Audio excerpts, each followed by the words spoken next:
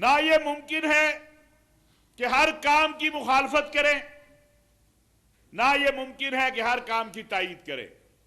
بعض لوگوں کی یہ خواہشات ہیں، ہم ان کی خواہشات پہ نہیں چل سکتے کہ جو وہ کہے ہم وہ کہنا شروع کر دیں، یا پاکستان کا مستقبل کے فیصلے اب سوشل میڈیا پہ اور چند یوٹیوبروں کے ہاتھوں سے ہونے ہیں۔ عمران خان صاحب کا دور ہو، نواز شریف صاحب کا دور ہو، محترمہ بے نظیر کا دور ہو یا آج کا دور ہو، جو صحیح ہوگا اس کو صحیح کہیں گے، جو غلط ہوگا اس کو غلط کہیں گے۔ پاکستان علماء کونسل نے پہلے دن یہ موقف رکھا کہ یہ جو استثناء کا معاملہ آیا ہے، آپ سوال کرتے ہیں یہ استثناء شرعی ہے یا غیر شرعی ہے؟ میں سوال کرتا ہوں یہ احتساب کا نظام شرعی ہے یا غیر شرعی ہے؟ جب آپ لوگوں کو 12 سال جیلوں میں رکھیں گے اور اس کے بعد وہی شخص آپ کے ملک کا صدر مملکت بنتا ہے، ایک دن آپ کہتے ہیں یہ تو سب سے بڑا چور ہے اور اگلے دن آپ اس سے وزیر کا حلف اٹھاتے ہیں، تو بھائی یہ نظام احتساب بھی غیر شرعی ہے اور یہ استثناء بھی غیر شرعی ہے، آپ کے آئین اور قانون کے مطابق بنا ہوا ہے، اس کو لے کے جو کرنا ہے کرو۔ لیکن یہ سوال ہم سے وہ کرے جو اس ملک کا وفادار ہو۔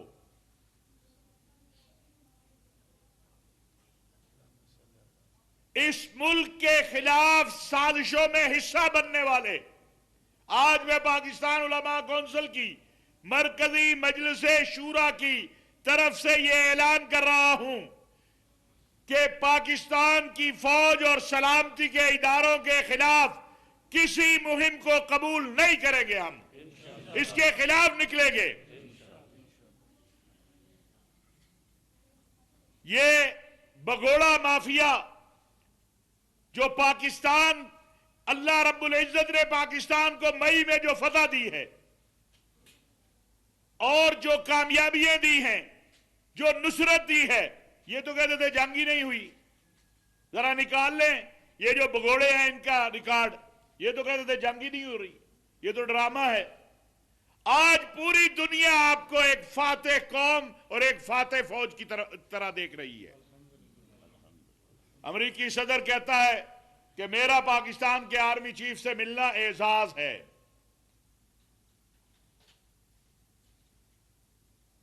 پاکستان کا سعودی عرب سے دفاعی معاہدہ، یہ بہت بڑا، ہر مسلمان اس کو اعزاز سمجھتا ہے۔ پھر بے بنیاد پراپیگنڈا کہ اسرائیل کو تسلیم کر رہے ہیں، اسرائیل کی حمایت کے لیے فوج بھیج رہے ہیں، کون تسلیم کر رہا ہے؟ روزانہ جھوٹ بولتے ہیں، قوم کو گمراہ کرتے ہیں، اور ان کا خیال یہ ہے کہ پاکستان کے مستقبل کی پالیسیاں یہ چند لوگ جو سوشل میڈیا کے اوپر ہیں ان کے کہنے پر بنائی جائے۔ ایسا نہیں ہوگا۔ پاکستان کی پالیسیوں کا حق بنانے کا پاکستان کی عوام اور پاکستان کی پارلیمان کو ہے۔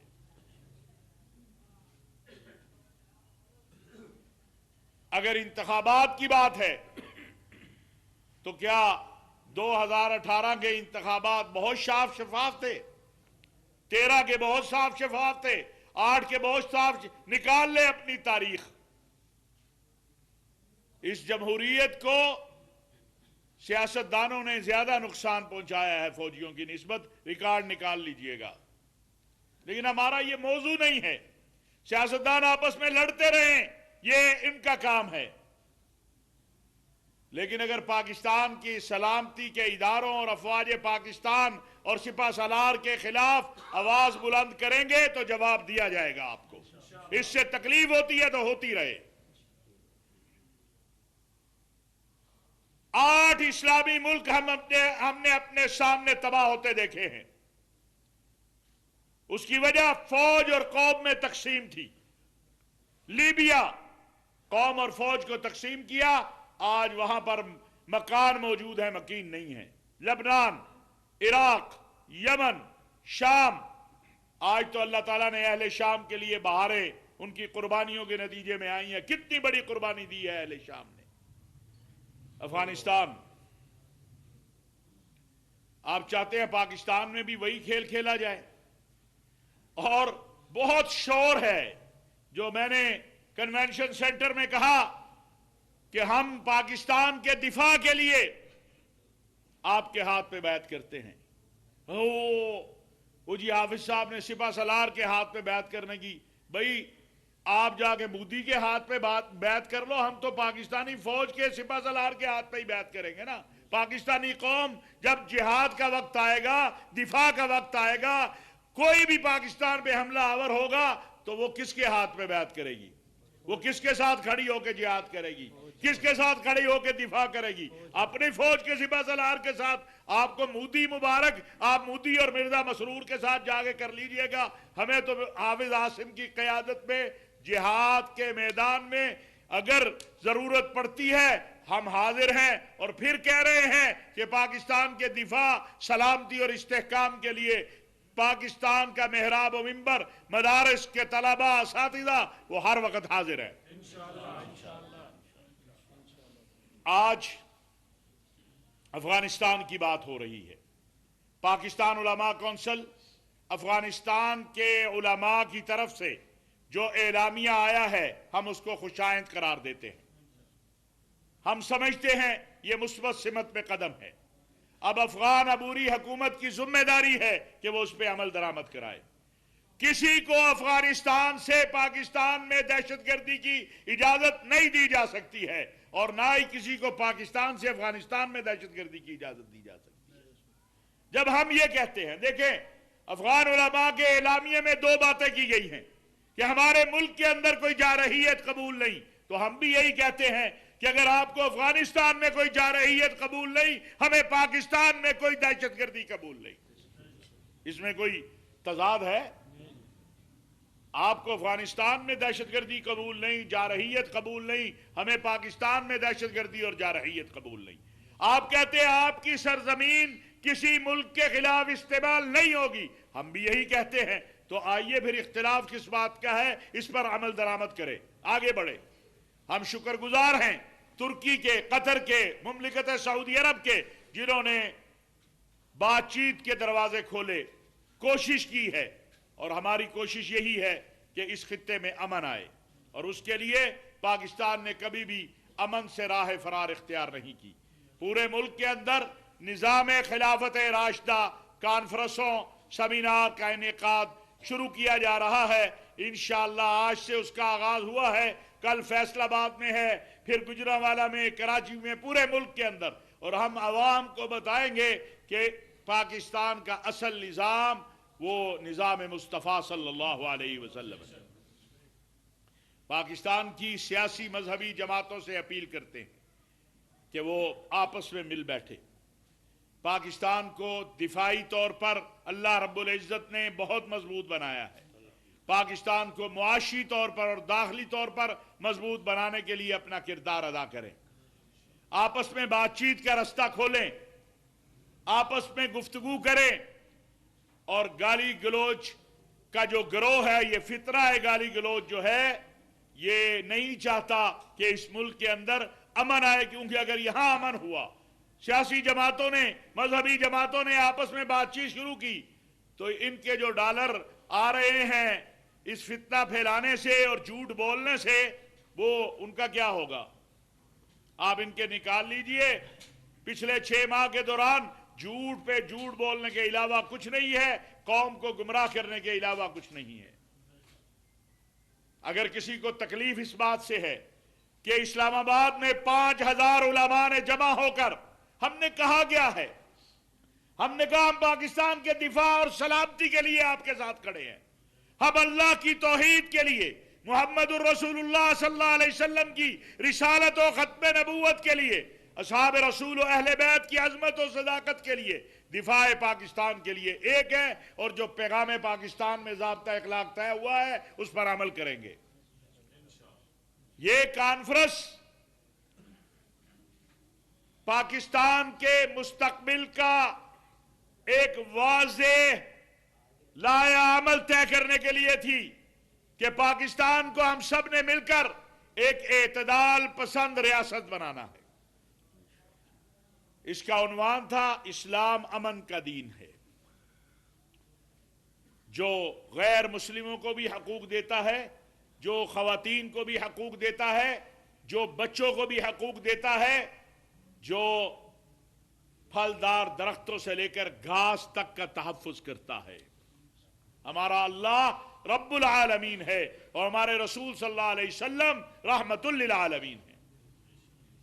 یہ کانفرنس ایک واضح لائحہ عمل دے کر گئی ہے قوم کو۔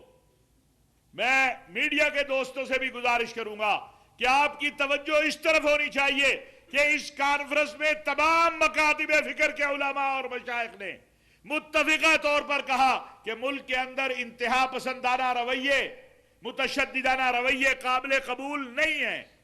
ان کے خلاف محراب و منبر اپنا کردار ادا کرے گا۔ ہمارا مسئلہ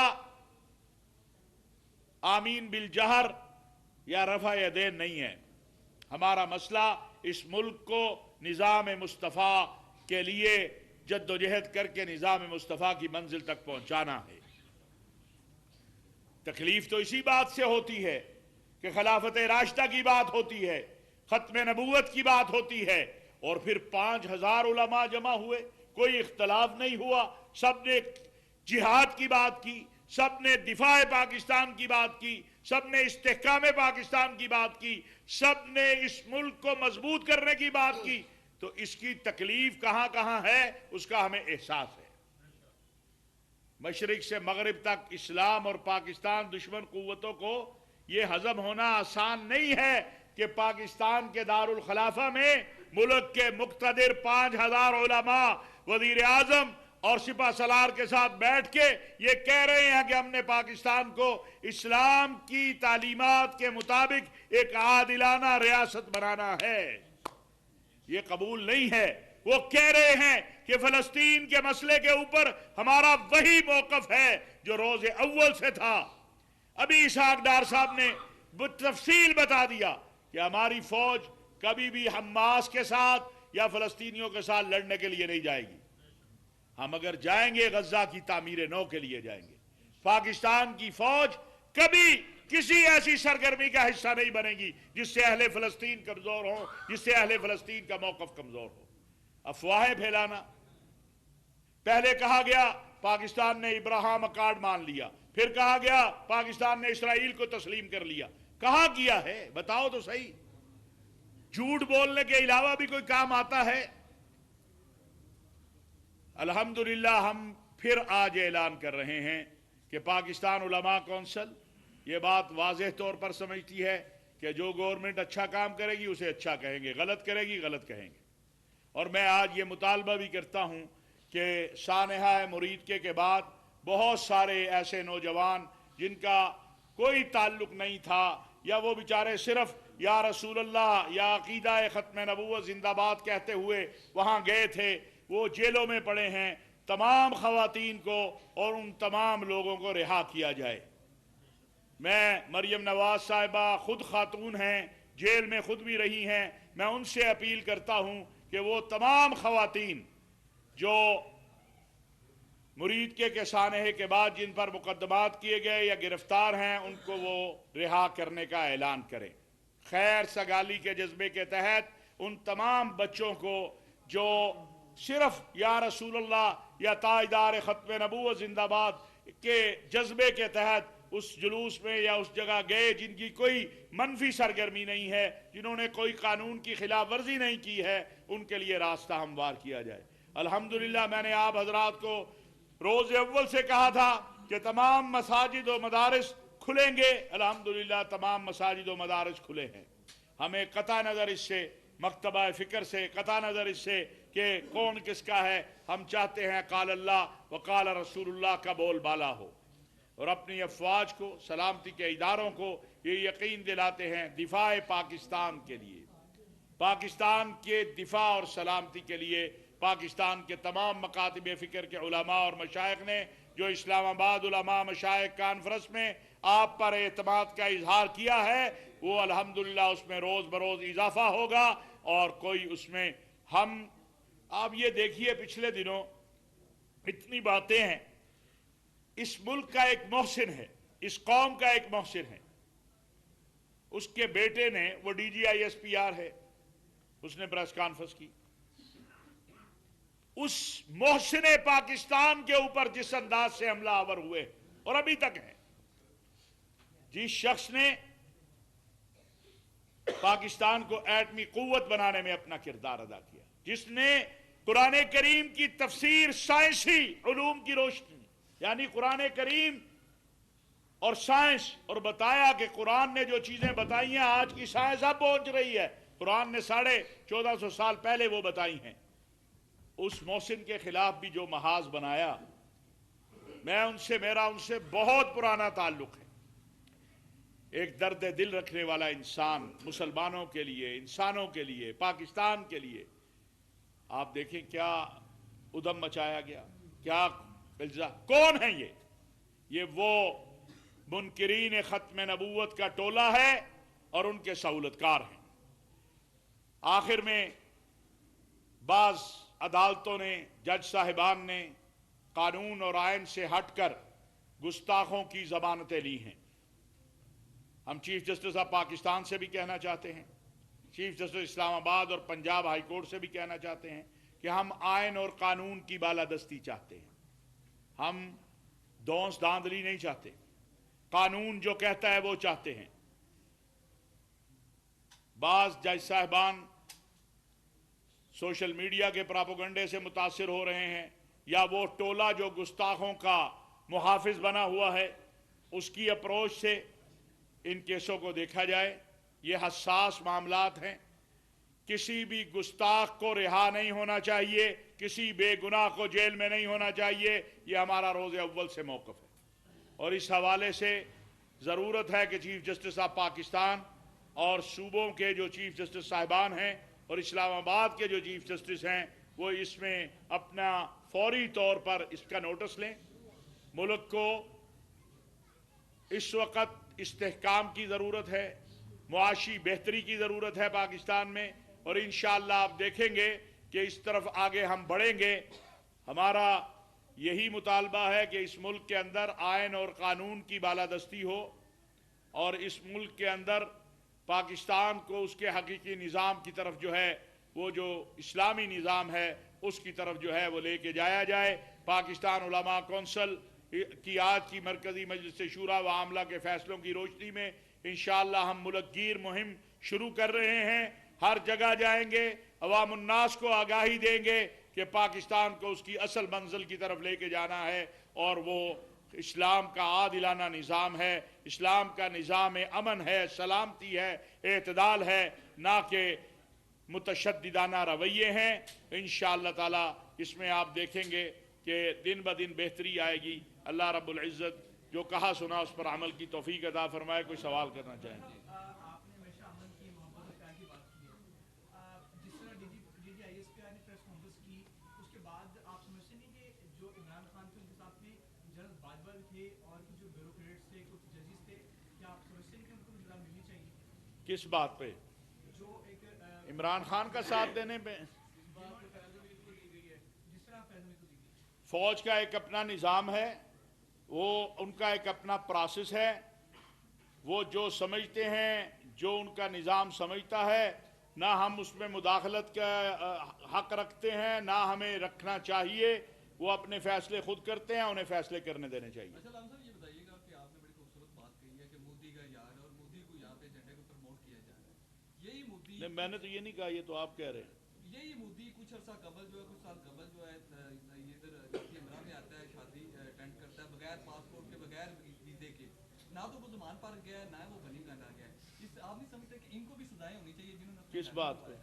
جنہوں نے بغیر ویزے کے، بغیر پرمیشن کے اپنے گھر میں؟ کوئی بندہ پاکستان میں بغیر پرمیشن کے داخلے نہیں ہو سکتا۔ پہلے آپ اپنی معلومات درست کریں، پھر انشاءاللہ تعالی بات کریں گے۔ جی صاحب یہ بتائیں کہ پاکستان کی کامیاب پالیسی کی وجہ سے انڈیا پہلے بہت زیادہ گلوبلی مضبوط تھا، لیکن اب اس وقت وہ تنہائی کا شکار ہے، اس والے سے آپ کیا کہتے ہیں؟ دوسرا جو انصاف کی صورتحال ہے اس میں آپ کیا سمجھتے ہیں کہ محراب و منبر جو ہے ان کا کردار جو جب تک مضبوط کرنے کی ضرورت ہے کہ انصاف کے لیے بھی مساجد کے دروازے کھلیں. کیا کہتے میں سمجھتا ہوں اور یہ اس پہ ہم بہت کام کر رہے ہیں. ہم نے پچھلے اجلاس میں بھی کہا تھا کہ اصلاح صلح سینٹر بننے چاہیے. دنیا میں ہیں ہمارے ہاں طلاق اور خلا کی ریشو بڑھ گئی ہے.